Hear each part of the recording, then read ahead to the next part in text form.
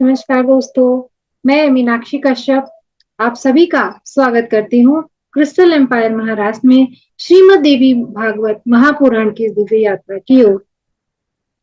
आपके सभी अध्याय अवश्य ही पूर्ण हो चुके होंगे, ऐसी मैं आशा करती हूँ। तो आज की यात्रा की शुरुआत हम फिर से दिव्य ध्यान के साथ करते हैं और इस ध्यान में आप अपनी श्वासों में ओम बीज अक्षर का उच्चारण करेंगे। तो चलिए सभी मास्टर्स अपने एक सुखासन स्थिति में बैठे जहां पर आपको कंफर्टेबल महसूस हो। अपने दोनों पैरों को क्रॉस करके बैठे। चेयर भी ले सकते हैं, यदि चश्मा पहना है तो आप उसे उतारे। दोनों हाथों के फिंगर्स को क्रॉस करें और अपनी श्वासों पर अपना ध्यान केंद्रित करें। आज आप ध्यान को अपने थर्ड आई के सेंटर में महसूस करेंगे। थोड़ा सा फेस आप टिल्ट रखेंगे और उसके बाद आप अपनी ब्रीदिंग पर फोकस करेंगे। फोकस के साथ साथ ओम को चैंट करेंगे। तो चलिए शुरुआत करते हैं। Close your eyes, cross your hand, cross your finger, take the attention on your breath and chant the Om on your breath. अपने सभी गुरुओं को प्रणाम करते हुए, अपने माता पिता, अपने ईस्ट और अपने पूर्वजों को प्रणाम करते हुए, माँ धरती व पंचभूतों को प्रणाम करते हुए, हम सभी आज इस दिव्य ध्यान में सभी गुरुओं के साथ उपस्थित हैं।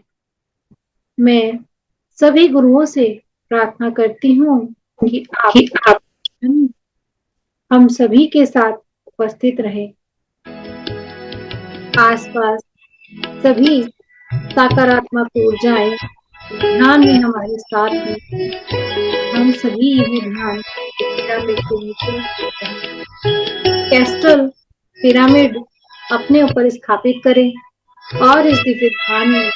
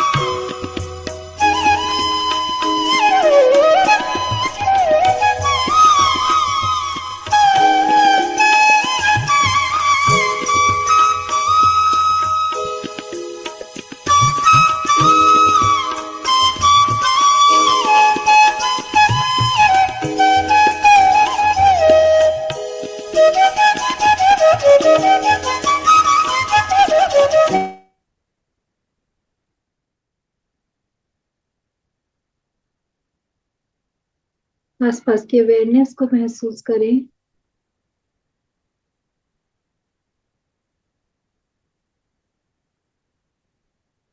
पैरों व हाथों की उंगलियों को हिलाएं। दोनों हाथों को रब करें। अपने आंखों पर रखें और अपने हाथों के अंदर ही धीरे धीरे अपनी धन्यवाद करें सभी गुरुओं का, अपने माता पिता, अपने पूर्वजों का और सभी मास्टर्स का, जिन्होंने हमें इस ध्यान में सुरक्षित रखा और हमारे साथ बैठकर। धन्यवाद करें महातार बाबा जी का, सुब्रमण्येश्वर स्वामी का और अपने गुरुओं का। Thank you. तो मित्रों, हम आगे चलते हैं इस दिव्य यात्रा की ओर। तो कल आपने जाना था कि कैसे मां आद्याशक्ति ने, जो देवी का रूप था, उन्होंने महिषासुर के दूत को कितना अपने बारे में बताया था। तो आज हम उस कथानक को आगे बढ़ाते हुए चलते हैं। पंचम स्कंद का 12वां अध्याय। देवी के अट्टहास से भयभीत होकर ताम्र का महिषासुर के पास भाग आना, महिषासुर का अपने मंत्रियों के साथ पुनः विचार विमर्श तथा दुर्मुख और बाष्कल की गर्वोक्ति। व्यास उच्चावत।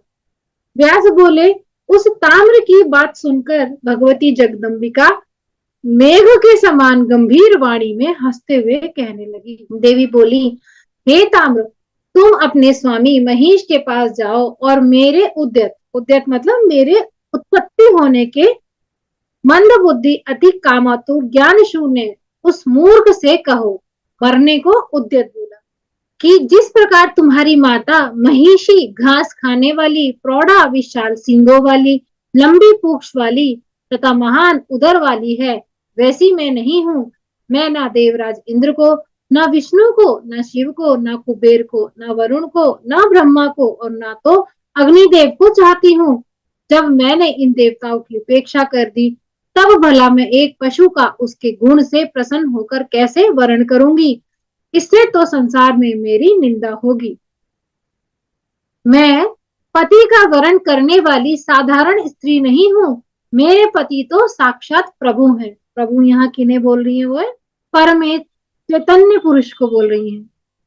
वे सब कुछ करने वाले, सबके साक्षी, कुछ भी ना करने वाले, इच्छा रहित सदा रहने वाले, निर्गुण, मोह रहित, अनंत, निरावलंब, आश्रय रहित, सर्वज्ञ, सर्वव्यापी, साक्षी, पूर्ण आश्रय देने वाले, कल्याणकारी और सभी को आश्रय देने में समर्थ, शांत, सबको देखने वाले और सबकी भावनाओं को जानने वाले हैं।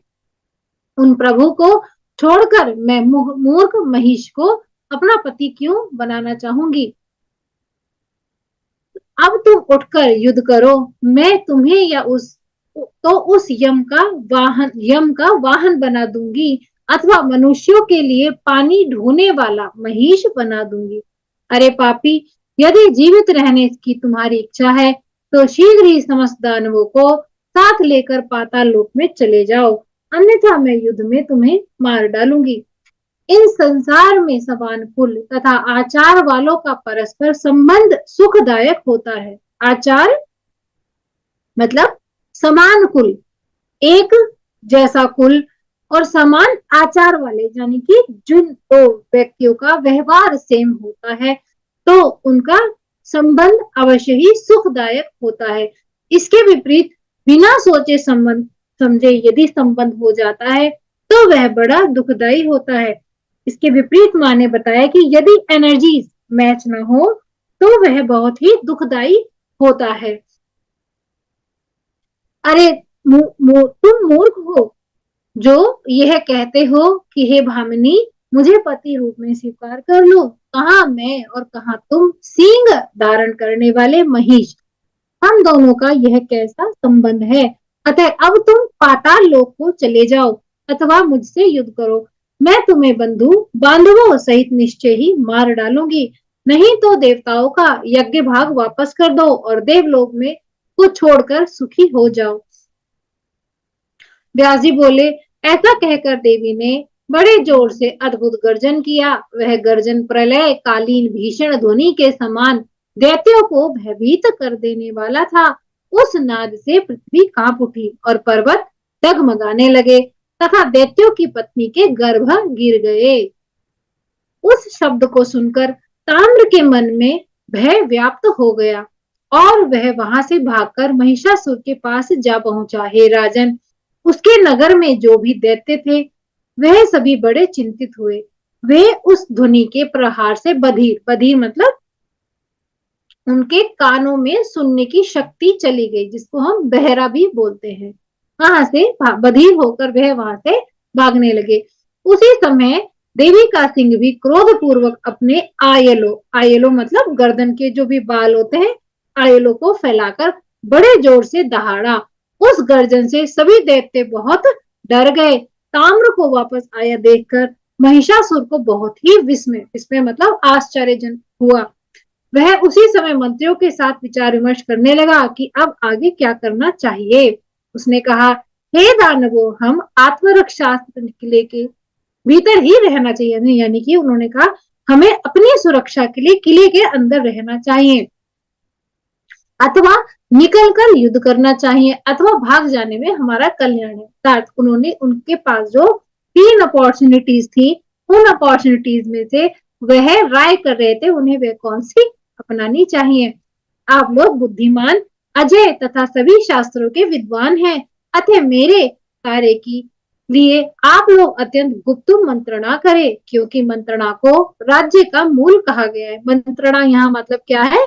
मीटिंग करना, यानी कि परिस्थितिवश जो भी परिस्थिति है उस परिस्थिति के लाभ व हानि का विचार करके कोई भी किया गया कार्य राज्य के मूल, यह राज्य के मूल ही नहीं मित्रों, आपके भी जीवन में यदि कोई भी कार्य आपको करना है तो उस पर एक बार मंत्रणा अवश्य ही कर लेनी चाहिए।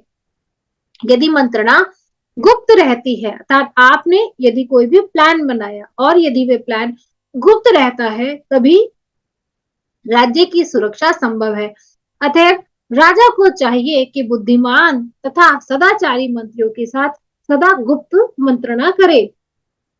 मंत्रणा के खुल जाने पर राज्य तथा राजा इन दोनों का विनाश हो जाता है। तो मित्रों, हम अब इस अध्याय में क्या जानेंगे कि आपके घर में कोई भी कार्य हो रहा हो, आप कुछ भी लाए हैं, कुछ भी आपने खरीदा है या कोई भी कार्य आप करते हैं, अच्छा ये बुरा, उसे आप अपने तक ही सीमित रखें।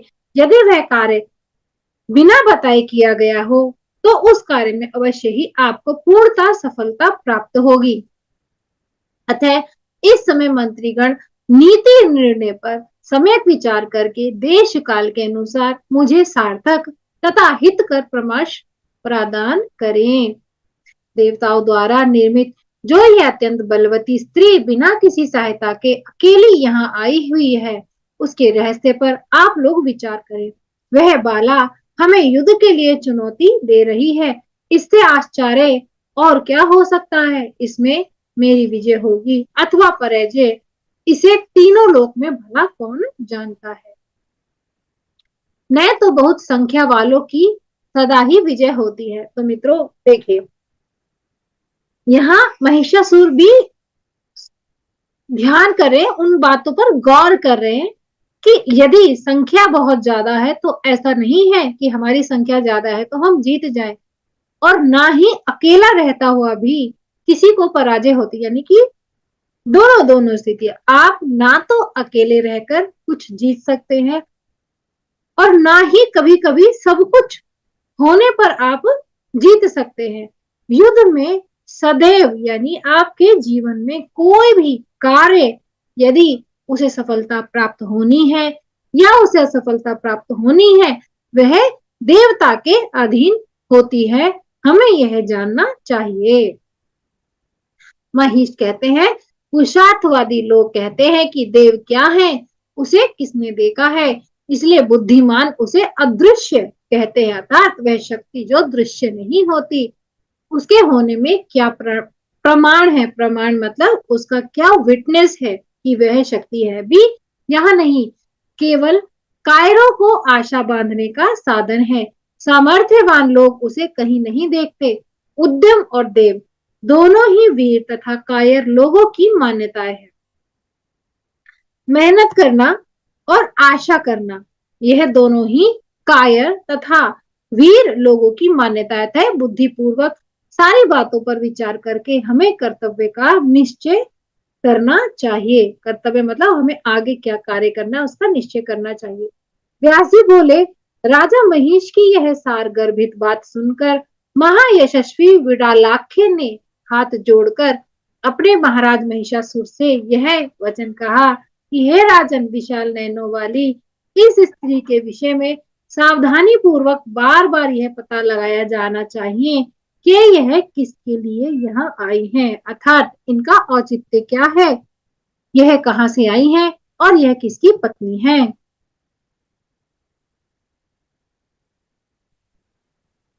मैं तो यह समझता हूँ कि स्त्री के द्वारा ही आपकी मृत्यु होगी। ऐसा भली भांति जानकर सभी देवताओं ने अपने तेज से उस कमल नयनी स्त्री का निर्माण करके भेजा है। अर्थात यहाँ पर जो विडाल है उनकी कुछ शंका है और वह डाउट क्लियर है कि जैसे आपको आपकी मृत्यु के लिए सभी देवताओं ने, हो सकता है इनको अपना एनर्जी देके मतलब अपना तेज दे करके उनका निर्माण किया है। युद्ध देखने की इच्छा वाले वे देवता भी आकाश में छिपकर विद्यमान है और अवसर आने पर युद्ध की इच्छा वाले देवता भी उनकी सहायता अवश्य ही करेंगे। उस स्त्री को आगे करके विष्णु आदि प्रधान देवता युद्ध में सबका वध कर देंगे और वह स्त्री भी आपको मार डालेगी। हे नरेश, मैंने तो यही समझा है कि उन देवताओं का यही अभीष्ट है, किंतु मुझे भविष्य में होने वाले परिणाम का बिल्कुल ज्ञान नहीं है। हे प्रभु, मैं इस समय यह भी नहीं कह सकता कि आप युद्ध ना करें। हे महाराज, देवताओं के द्वारा निर्मित इस कार्य में कुछ भी निर्णय लेने में आप ही प्रमाण है। इन अनुयायियों का तो यही धर्म है कि अवसर आने पर आपके लिए सदा मरने को तैयार रहें अथवा आपके साथ आनंद पूर्वक रहें। तो यहाँ पर सभी मंत्रीगण भी यह कह रहे हैं कि हो सकता है युद्ध हो, लेकिन हम आपको परामर्श नहीं देते इस बात का कि आप युद्ध करें। आप जैसा कहेंगे हम लोग सभी वैसा करने के लिए पूरी तरह तत्पर रहेंगे। हे राजन, अद्भुत बात तो यह है कि बालाभिमानी और सेना संपन्न हम लोग एक स्त्री युद्ध के लिए चुनौती दे रही है। अर्थात यहाँ पर अद्भुत बात यह कही जा रही है कि एक स्त्री हमको चुनौती दे रही है।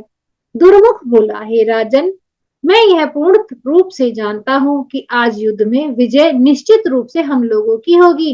हम लोगों को पलायन नहीं करना चाहिए, क्योंकि युद्ध से भाग जाना पुरुषों की कीर्ति को नष्ट करने वाला होता है। इंद्र आदि देवताओं के साथ युद्ध में जब हम लोग यह निंदनीय कार्य नहीं किया, तब उस अकेली स्त्री को सामने पाकर उससे डर कर भला कौन पलायन करेगा। अतः अब हमें युद्ध आरंभ कर देना चाहिए। युद्ध में हमारी मृत्यु हो अथवा विजय हो, जो होना होगा वह होगा। यथार्थ ज्ञान वाले को इस विषय में चिंता नहीं करनी चाहिए।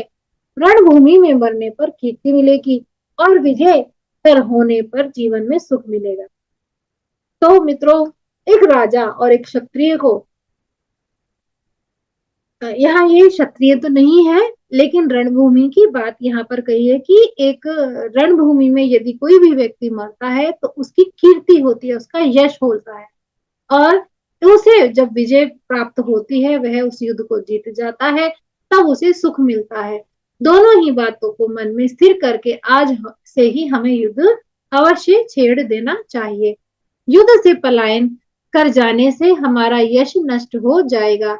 आयु के समाप्त हो जाने पर मृत्यु होनी तो निश्चित है। अतएव जीवन या मरण के लिए व्यर्थ चिंता नहीं करनी चाहिए।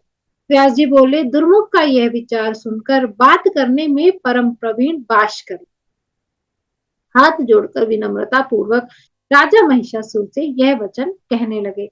बाष्कल बोला, हे राजन, कायर लोगों के लिए प्रिय इस पलायन कार्य में के विषय में आपको विचार नहीं करना चाहिए। मैं उस चंचल नेत्रों वाली चंडी को अकेले ही मार दूंगा। हमें सर्वथा उत्साह से संपन्न रहना चाहिए, क्योंकि उत्साह से वीर का स्थायी भाव है।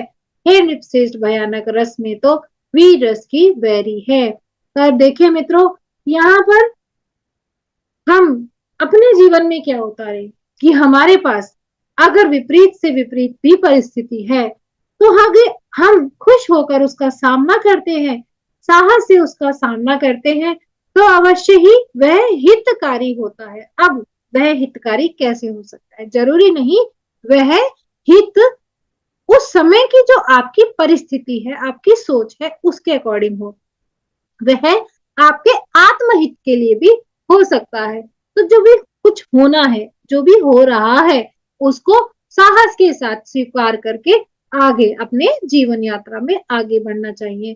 तो इन सभी बातों से हम अपने जीवन में यह विषय अवश्य ही उतारेंगे कि हमारे जीवन में यदि कोई भी समस्या आए या खुशी आए, हम उसका सहज भाव से स्वीकार करके आगे बढ़ेंगे। अतएव हे राजन, भय का त्याग करके मैं अद्भुत युद्ध करूंगा। हे नरेंद्र, मैं उस चंडी को मारकर उसे यमपुरी पहुंचा दूंगा। मैं यम, इंद्र, कुबेर, वरुण, वायु, अग्नि, विष्णु, शिव, चंद्रमा और सूर्य से भी नहीं डरता। तब उस अकेली तथा मदोन्मत्त स्त्री से भला क्यों डरूंगा? पत्थर पर सान धरे हुए तीक्ष्ण बाणों से मैं उस स्त्री का वध करूंगा। आज आप मेरा बाहुबल तो देखिए, और इस स्त्री के साथ युद्ध करने के लिए आपको संग्राम में जाने की भी आवश्यकता नहीं है। आप केवल सुखपूर्वक विहार कीजिए। व्यास जी बोले, दैत्यराज महिष के मदोन्मत्त बाष्कल के ऐसा कहने पर वहां उपस्थित दुधर अपने राजा महिषासुर को प्रणाम करके दुधर बोला, हे महाराज महिष, रहस्यमय ढंग से आई हुई उस देव निर्मित 18 भुजाओं वाली तथा मनोहर देवी पर मैं विजय प्राप्त करूंगा। हे राजन, आपको भयभीत करने के लिए देवताओं ने यह माया की रचना की है। यह एक विभीषिका मात्र है। विभीषिका मतलब भयावह दृश्य। ऐसा जानकर आपके मन की व्याकुलता मतलब एंजाइटी को आप कम कर दीजिए। हे राजन, यह सब तो राजनीति की बात हुई। अब आप मंत्रियों का कर्तव्य सुनिए।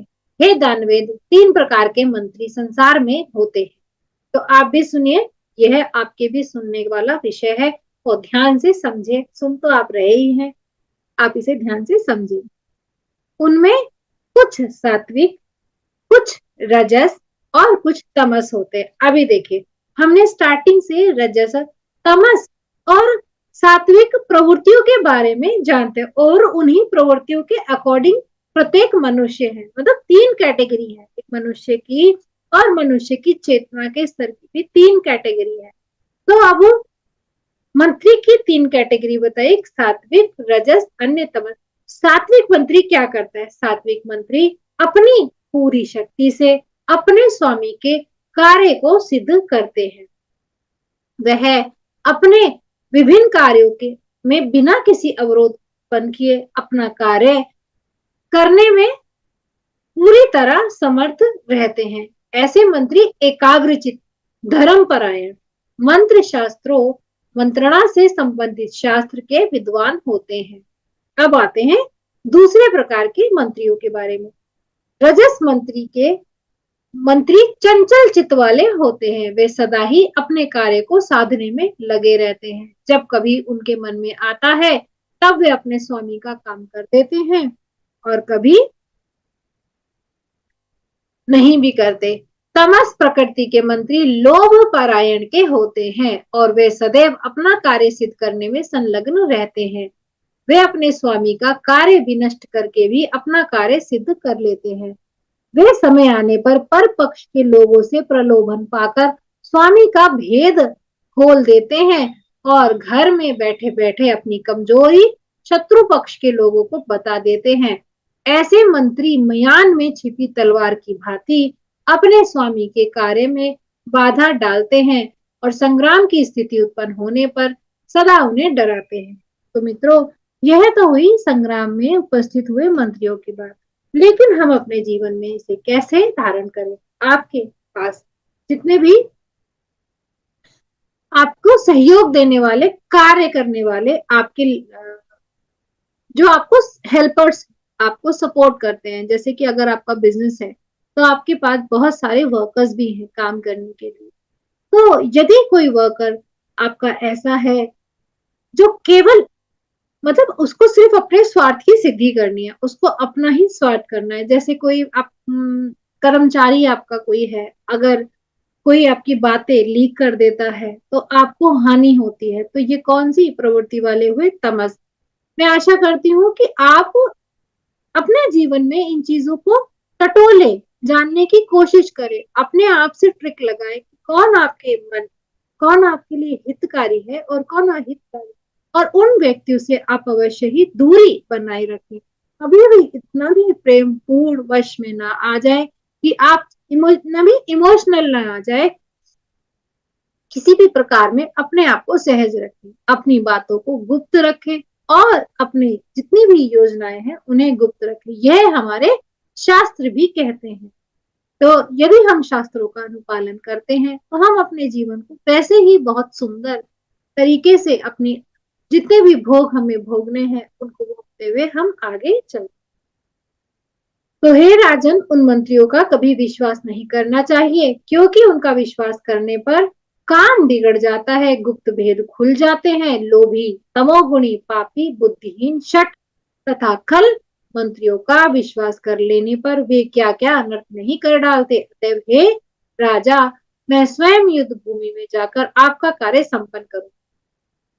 आप किसी भी तरह की चिंता ना करें। मैं उस दुराचारणी स्त्री को पकड़कर आपके पास शीघ्र ले आऊंगा। आप मेरा बल तथा धैर्य देखें। मैं अपनी पूरी शक्ति से अपने स्वामी का कार्य सिद्ध करूंगा। इति श्रीमद्देवी भागवते महापुराणे अष्टादश सहस्रायाम संहितायाम पंचम स्कंदे देवी पराजय करणाय दुर्धर प्रबोध वचनम नाम द्वादश अध्यायः। अब हम अगले अध्याय की ओर आगे बढ़ते हैं। 13वां अध्याय, बाष्कल और दुर्मुख का रणभूमि में आना, देवी से उनका वार्तालाप और युद्ध तथा देवी द्वारा उनका वध। व्यास जी बोले, हे राजन, ऐसा कहकर अभिमान से चूर अंगों वाले तथा सभी शास्त्रों के विशारद वे महाबाहु देते बाष्कल तथा दुर्मुख युद्ध क्षेत्र की ओर चल पड़े, सम्रांगण की ओर चल पड़े। इसके बाद वे दोनों मदोन्मुख तथा समर भूमि में पहुंचकर मेघ के गर्जन के संवाद गंभीर वाणी से देवी से कहने लगे, हे देवी, हे सुंदरी, जिन महान महिषासुर ने सभी देवताओं पर विजय प्राप्त कर ली है, सभी दैत्यों के अधिष्ठाता उस नरेश महिषासुर का आप वर्ण कर ले। वे सभी लक्षणों से संपन्न मनुष्य रूप धारण करके तथा दिव्य आभूषणों से अलंकृत होकर एकांत में आपसे मिलने के लिए आएंगे। हे सुंदर मुस्कान वाली देवी, उन्हें पति के रूप में स्वीकार कर लेने पर आपको तीनों लोकों का वैभव निश्चय ही प्राप्त हो जाएगा। अतः हे कांते, उन महिषासुर के प्रति आप अपने मन में परम प्रेम भाव रखिए। हे कोकिल भाषणी, महान पराक्रमी महिषासुर को अपना पति बनाकर आप स्त्री के लिए अभीष्ट अद्भुत सांसारिक सुख प्राप्त करेंगे। देवी बोली, जान तम किम विजरानासी नारियम का मोहिता मंद बुद्धि बलायाथम अजेहम महिषम सठम। अरे दुष्ट, क्या तुम यह समझ रहे हो कि यह कोई काम मोहित, बुद्धिहीन तथा बल रहित नारी है? मैं उस मूर्ख महिषासुर की सेवा कैसे कर सकती हूँ? कुलशील गुणस्तुल्यम न भजन्ति कुल स्त्रियः अधिकम रूप चातुर्य बुद्धिशील क्षमाभिधि। कुलीन स्त्रियां कुल, चरित्र तथा गुण में समानता रखने वाले एवं रूप, चतुरता, बुद्धि, व्यवहार, क्षमा आदि से विशेष रूप से संपन्न पुरुष को ही स्वीकार करती हैं। कानन तु कामातुरा नारी भजित पशु रूपिणम पशु नाम धमम नूनम महिषम देव रूपणी। कुलीन ऐसी कौन देव रूपणी नारी होगी जो कामातुर होकर पशु रूपधारी तथा पशुओं में भी अधम महिष को अपना पति बनाएगी। गश्यतम महिषम त्रूणा भूमम बाष्कल दुर्मुखो वदतम मद्वचो दैत्यम गज तुल्यम मिशानिनीम। हे बाष्कल और दुर्मुख, तुम दोनों तत्काल अपने राजा के पास जाओ और हाथी के समान विशाल शरीर तथा श्रृंगधारी, श्रृंग मतलब सींगधारी, उस दानव से मेरा संदेश कहो कि तुम पाताल लोक चले जाओ अथवा यहाँ आकर मेरे साथ युद्ध करो। संग्राम होने पर इंद्र निर्भय हो सकते हैं, यह निश्चित है कि मैं तुम्हारा वध करके ही जाऊंगी, बिना तुम्हें मारे मैं नहीं जा सकती। हे महामूर्ख, यह समझकर अब तुम जो चाहते हो वैसा करो। हे चातुष्पाद, चातुष्पाद मतलब चार पैरों वाला, बिना मुझे पराजित किए पृथ्वी के किसी भी भाग में, अंतरिक्ष या पर्वत की गुफा में कहीं भी तुम्हें शरण नहीं मिलेगी। तो यहाँ देवी कहती हैं कि या तो आप पाताल लोक चले जाओ अन्यथा मुझसे युद्ध करो, क्योंकि जब युद्ध होगा तो आपकी मृत्यु अवश्य निश्चित है। तो व्यास जी बोले, देवी के ऐसा कहने पर क्रोध से तमतमाए नेत्रों वाले दोनों दैत्य धनुष बाण लेकर युद्ध करने के लिए तैयार हो गए। वे भगवती जगदम्बा भी गंभीर गर्जना करके निर्भीक भाव से विराजमान थी। हे कुरुनंदन, वे दोनों दैत्य घनघोर बाणों की वर्षा कर रहे थे। भगवती जगदम्बा भी देवताओं की कार्य सिद्धि के निमित्त अत्यंत मधुर नाद करती हुई उन दोनों दानवों पर बाण समूह को बरसाने लगी। उन दोनों में बाष्कल शीघ्रता पूर्वक समर भूमि में देवी के सामने आया। उस समय दुर्मुख केवल दर्शक बनकर देवी के मुख की ओर खड़ा रहा। अब भगवती तथा बाष्कल के बीच बाणों, तलवारों, परिघ के प्रहार से भीषण युद्ध होने लगे, जो उत्साहीन चित्त वाले लोगों के लिए भयदायक था। तत्पश्चात युद्ध के लिए उन्मत्त उस बाष्कल को देखकर जगदम्बिका कुपित हो गई और उन्होंने पत्थर की सान पर चढ़कर तीखे बनाए गए तथा कानों तक खींचे गए 5 बाणों से उस पर प्रहार किया। उस दानव ने भी तीक्ष्ण बाणों से देवी के बाणों को काट दिया और पुनः सिंह पर विराजमान भगवती 7 बाणों से प्रहार किया। देवी भगवती उसके बाणों को काटकर पानी चढ़ाकर तीक्ष्ण किए हुए 10 बाणों से उस दुष्ट पर प्रहार किया और बार बार जोर जोर से हंसने लगी। जगदम्बा ने अपने अर्ध चंद्राकार बाण से उसका धनुष काट डाला। तब बाष्कल भी गदा लेकर देवी को मारने के लिए उनकी ओर दौड़ा। अभिमान में चूर उस दानव को हाथ में गदा लिए आता देख देवी चंडिका ने अपनी गदा के प्रहार से उसे धराशायी कर दिया। बाष्कल मुहूर्त भर पृथ्वी पर पड़ा रहा। इसके बाद वह फिर उठा और प्रचंड पराक्रमी उस वीर ने भगवती पर गदा चला दी। उस दैत्य को सामने आते देख भगवती ने कुपित होकर बाष्कल के छाती पर त्रिशूल से प्रहार किया, जिससे वह गिर पड़ा और वह मर गया। बाष्कल के गिरते ही उस दुरात्मा की सेना भाग गई और आकाश मंडल में विद्यमान देवता प्रसन्न पूर्वक भगवती की जय जयकार करने लगे। उस दैत्य के मारे जाने पर महाबली दुर्मुख क्रोध से आंखें लाल किए रणभूमि में देवी के समक्ष आया। उस समय वह वैभवशाली दैत्य अरे अबले ठहरो ठहरो ऐसा बार बार कहते हुए धनुष बाण धारण करके कवच पहने हुए रथ पर सवार था। उस दानव को अपनी ओर आते देख देवी ने शंख ध्वनि की और उसे कुपित करती हुई वे अपने धनुष की टंकार करने लगी। दुर्मुख भी बड़ी तेजी से सर्प के समान विषैले और तीखे बाणों को छोड़ने लगा। तब महामाया ने अपने बाणों से उन बाणों को काट डाला और वे गर्जन करने लगी। हे राजन, बाण शक्ति गदा मूसल और तोमर आदि के प्रहार से उन दोनों में परस्पर भयंकर युद्ध होने लगा। उस समय रणभूमि में खून की नदियां बह चली। उस तट के गिरे हुए मस्तक इस प्रकार सुशोभित हो रहे थे मानो वैतरणी पार करने के लिए तैरना सीखने वाले यमदूतों के द्वारा प्रसन्नता पूर्वक तुम्बी फैलाकर रख दिए गए हो। भूमि पर कट कर गिरे शवों तथा उन्हें खाने वाले भेड़िए आदि जंतुओं से वह रणभूमि अत्यंत भयंकर व दुर्गम हो गई। सियार, कुत्ते, कोए, कंक, अयोमुख नामक पक्षी, गिद्ध और बाज उन दुष्ट दानवों के शरीर को नोच नोच कर खा रहे थे। मृतकों के शरीर से संसर्ग से दुर्गंधित हवा चल रही थी और मांसाहारी पक्षियों की किलकिला ध्वनि हो रही थी।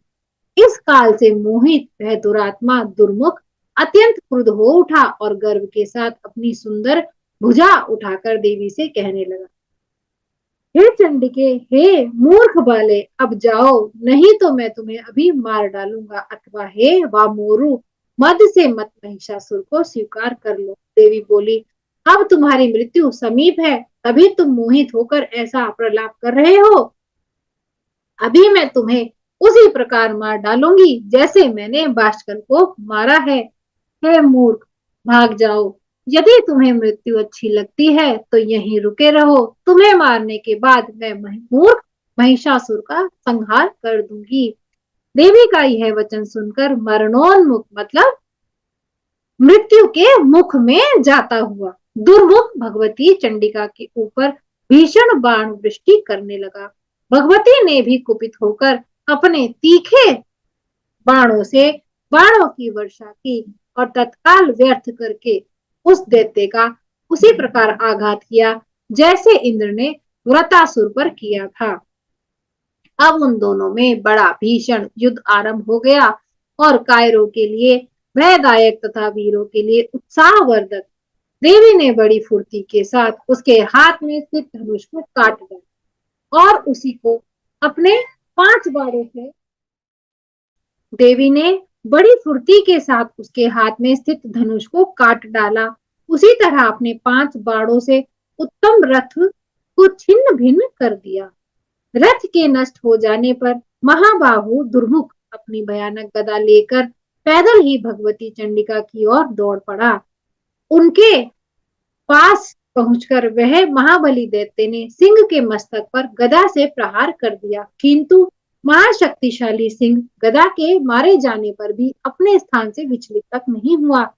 उसी समय जगदम्बा ने हाथ में गदा लिए हुए उस दुर्मुख को सम्मुख उपस्थित देखकर अपने तीखे धार वाले तलवार से किरीट युक्त मस्तक को काट डाला।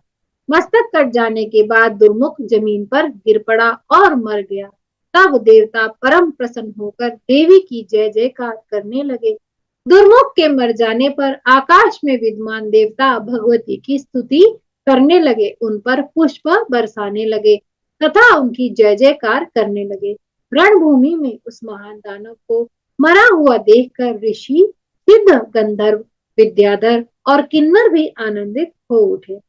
इति श्रीमद्देवी भागवते महापुराणे अष्टादश सहस्रायां संहितायां पंचम स्कंदे महिष सेनाधिप बाष्कल दुर्मुख निपात वर्णम नाम त्रयोदशोऽध्यायः।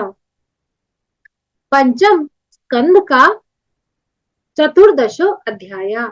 चिक्षुर और ताम्र का रणभूमि में आना, देवी से वार्तालाप और युद्ध तथा देवी द्वारा उनका वध। व्यास जी बोले, हे राजन, दुर्मुख मार दिया गया। यह सुनकर महिषासुर क्रोध से मूर्छित हो गया और दानवों से बार बार कहने लगा, यह क्या हो गया? दुर्मुख और बाष्कल तो बड़े शूरवीर दानव थे। एक तो सुकुमार नारी ने उन्हें रणभूमि में मार डाला। यह तो बहुत ही महान आश्चर्य की बात है। देव का विधान तो देखो, समय बड़ा बलवान होता है, यही मनुष्य को स्वतंत्र व परतंत्र बनाता है। मनुष्य के पुण्य तथा पाप के अनुसार सदा उनके सुखों दुखों का निर्माण करता है। तो मित्रों, आपने भी जाना कि काल वह परिस्थिति होती है जो आपको सुख का और दुख का अनुभूत कराती है। उसी के कारण आप सुख व दुख को प्राप्ति करते हैं। वे दोनों ही श्रेष्ठ दानव मार डाले गए। अब इसके बाद क्या करना चाहिए इस विषम स्थिति में, सब लोग विचार करके उचित हो तो बताएं। व्यास जी बोले, हे राजेंद्र, इस प्रकार महाशक्तिशाली महिषासुर के कहने पर उसके महारथी सेनाध्यक्ष चिक्षुर ने कहा, हे राजन, स्त्री को मार डालने में चिंता किस बात की है? मैं ही उसे मार डालूंगा। ऐसा कहकर चिक्षु राक्षस पर बैठकर दूसरे महाबली ताम्र को अपना अंग रक्षक बनाकर सेना की तुमुल ध्वनि से आकाश एवं दिशाओं को निनादित करता हुआ युद्ध के लिए चल पड़ा। उसे आता हुआ देखकर कल्याणमयी भगवती ने अद्भुत शंख ध्वनि, घंटा नाद, धनुष की टंकार, उस ध्वनि से भी राक्षस भयभीत हो गए। अर्थात यहाँ पर जब माँ शंख बजा रही थी, घंटा नाद कर रही थी और धनुष की टंकार कर रही थी, तो सारे राक्षस बहुत भयभीत थे। यह क्या? ऐसा कहते हुए वे भय से कांपने लगे और भाग खड़े हुए। उन्हें भागते हुए देखकर चिक्षुराख्य ने अत्यंत क्रोधित होकर, तुम्हारे सामने कौन सा भय आ गया है? मैं इस मदोन्मत्त नारी को आज ही बाणों द्वारा मार डालूंगा। यह देते हो तुम लोग यह भय छोड़कर लड़ाई मोर्चे पर डटे रहो। तो चिक्षुराज अपने सभी सेना को, दैत्य सेना को ऐसा समझाते हुए उन्हें वहीं रहने के लिए घोष करते हैं। ऐसा कहकर उस पराक्रमी दैत्य श्रेष्ठ चिक्षुर ने हाथ में धनुष उठा लिया और युद्ध भूमि में आकर वह निश्चिंतता पूर्वक भगवती से कहने लगा, हे विशालाक्षी, अन्य साधारण मनुष्य को भयभीत करती हुई तुम क्यों गरज रही हो? तुम्हारा यह गर्जन सुनकर मैं भयभीत नहीं हो सकता। हे सुलोचने, स्त्री का वध करना पाप है तथा ऐसा करने से मेरी जगत में अपकीर्ति होगी। यह जानकर मेरा चित्त तुम्हें मारने को विचलित हो रहा है। ऐसी सुंदरी तुम जैसी स्त्रियों के कटाक्ष तथा हाव भाव से समर का कार्य संपन्न हो जाता है। कभी भी शास्त्रों द्वारा स्त्री का युद्ध, शास्त्रों में मतलब कहा गया है स्त्री नहीं, शस्त्रों द्वारा स्त्री का युद्ध नहीं हुआ है। मतलब अभी तक जो भी युद्ध हुए हैं उसमें स्त्री से कोई युद्ध नहीं हुआ है।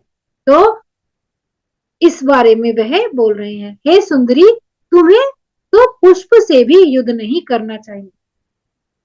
तो वो क्या कहना चाह रहे हैं? तो कहना चाह रहे हैं कि स्त्रियों को युद्ध में नहीं भाग लेना चाहिए और आप स्त्रियों का कार्य यह है कि उन्हें युद्ध नहीं करना चाहिए।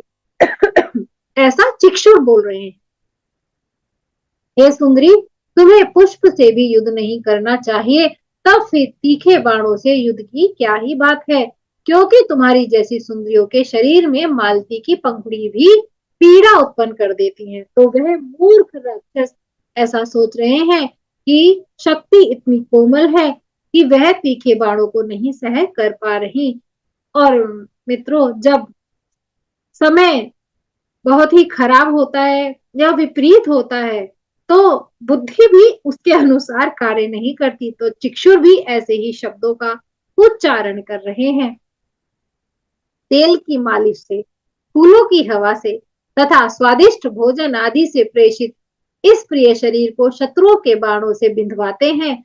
तलवारों की धार से अपना शरीर कटवाकर मनुष्य धनवान होना चाहते हैं। ऐसे धन को धिक्कार है जो प्रारंभ में सुख देने वाला होता है तो बाद में वह क्या सुख देने वाला हो सकता है। हे सुंदरी, तुम भी मूर्ख ही हो, तभी तो संभोग जन्य सुख को त्याग कर युद्ध की इच्छा कर रही हो। युद्ध में तुम कौन सा लाभ समझ रही हो? युद्ध में तलवारें चलती हैं, गदा का प्रहार होता है, बाणों से शरीर का भेदन होता है। मृत्यु के अंत में सियार अपने मुख से नोच नोच कर उससे देह का संहार कर देते हैं। धूर्त कवियों ने उस युद्ध की अत्यंत प्रशंसा की है, जिनकी रणभूमि में मरने वालों को स्वर्ग प्राप्त होता है। उनका यह कहना केवल अर्थ मात्र है, यानी कि जिन कवियों ने युद्ध में विजय रस की बहुत ज्यादा अनुकल्पना या प्रशंसा की है, तो वह मूर्ख है। वह केवल पैसा कमाने के लिए बोला रहा, ऐसा चिक्षुर बोल रहे हैं माँ। अतः हे वरारोहे, तुम मन जहां लगे वहां चली जाओ, अथवा तुम देवताओं का दमन करने वाले मेरे स्वामी महाराज महिषासुर को स्वीकार लो। व्यास जी बोले, इस प्रकार बोलते हुए उस दैत्य से भगवती जगदम्बा ने कहा, माँ ने कहा, मूर्ख, तुम अपने बुद्धिमान पंडित के अब तुम अपने को बुद्धिमान पंडित के समान मानकर व्यर्थ क्यों बोल रहे हो? तुम ना तो नीति शास्त्र को जानते हो, न आन्वीक्षी विद्या को ही जानते हो। तुमने कभी न वृद्धों की सेवा की है, और न ही तुम्हारी बुद्धि धर्म परायण है, क्योंकि तुम मूर्खों की सेवा में लगे रहते हो। अतः तुम भी मूर्ख हो।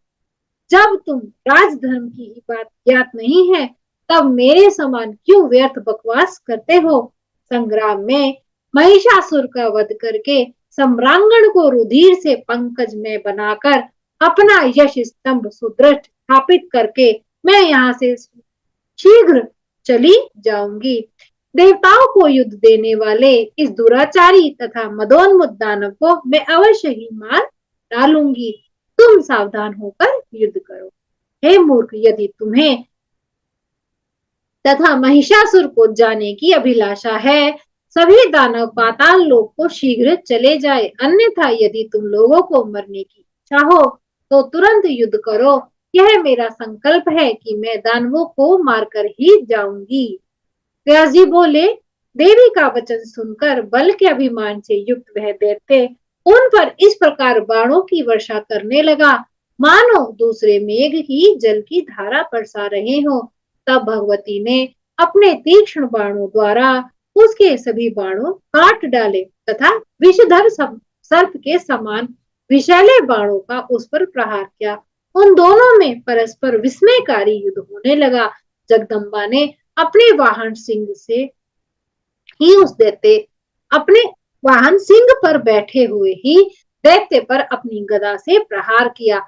गदा से अत्यधिक आघात होने के कारण वह दुष्टात्मा दैत्य मूर्छित हो गया और दोनों मुहूर्त तक पाषाण की भांति रथ पर ही पड़ा रहा। इस प्रकार उसे मूर्छित देख शत्रु सेना को नष्ट कर डालने वाला ताम्र नामक दैत्य चंडिका से लड़ने के लिए वेग पूर्वक रण में उपस्थित हो गया।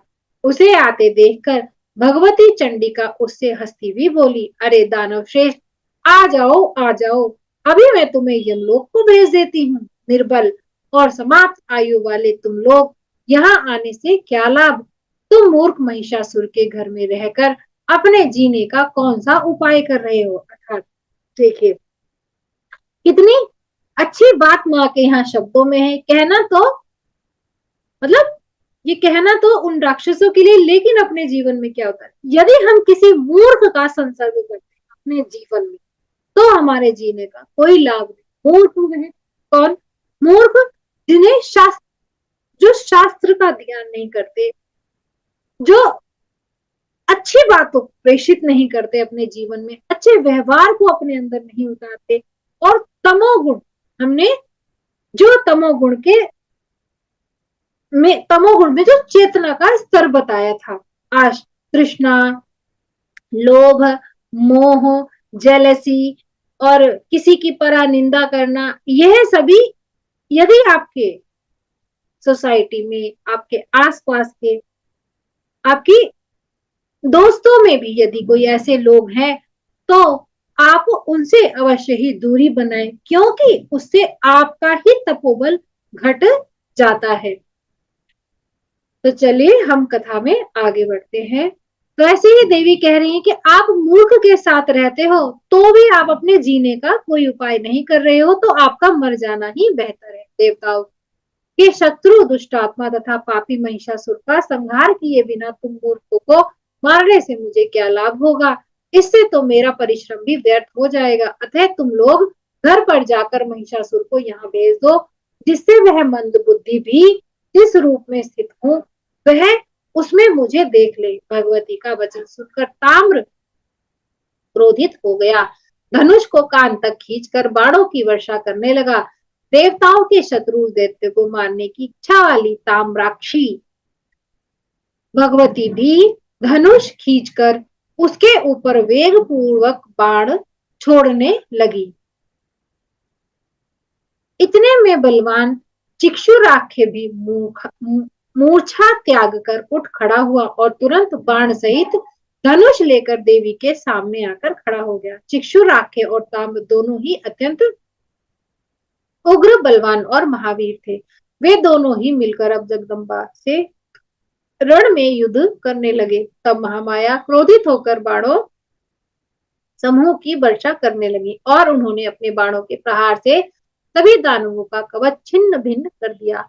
उन बाणों से आहत होकर सभी असुर क्रोध से व्याकुल हो गए और रोष पूर्वक देवी पर बाण समूह छोड़ने लगे।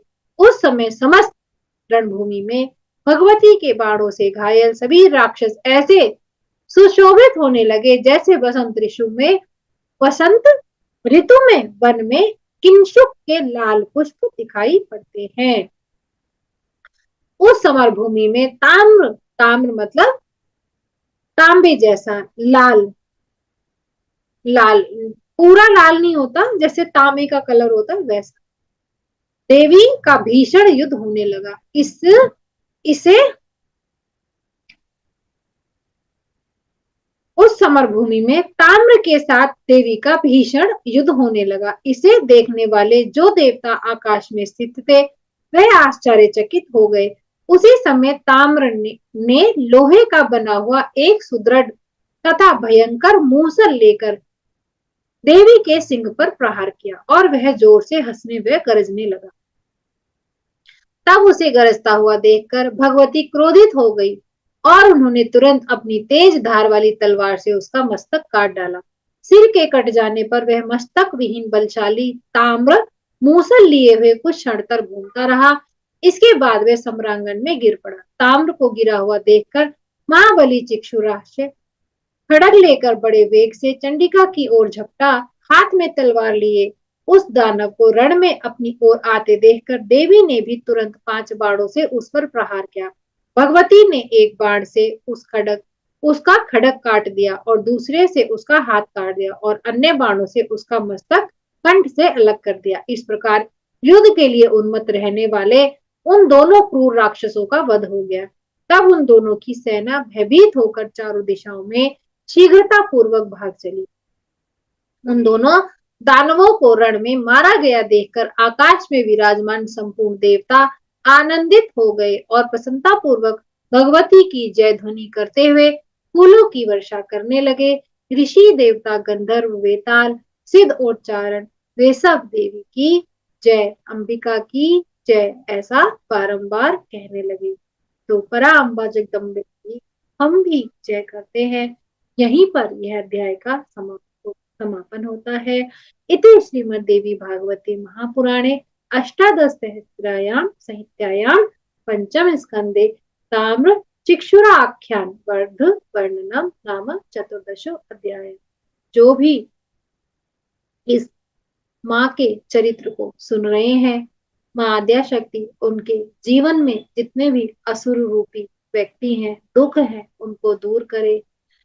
माँ का यह चरित्र मेरे और आपके जीवन में उन सभी दुखों को, परिस्थितियों को दूर करे और हमें भी उनसे माँ के जैसे ही लड़ने की शक्ति प्रदान करे।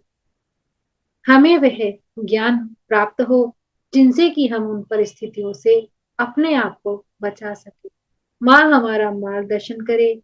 मैं ऐसी प्रार्थना करते हुए आप सभी से आज के लिए